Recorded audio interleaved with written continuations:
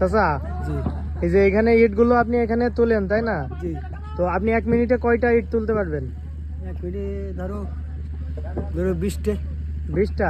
আমার তো মনে হলো আপনি 1 মিনিটে 100-র উপরে তুলে ফেলছেন এখানে যেভাবে স্পিড। আচ্ছা যাই হোক, আপনি তোলেন, আমি দেখি আপনি 1 মিনিটে কয়টা তুলতে পারেন। আচ্ছা ঠিক আছে, ওকে।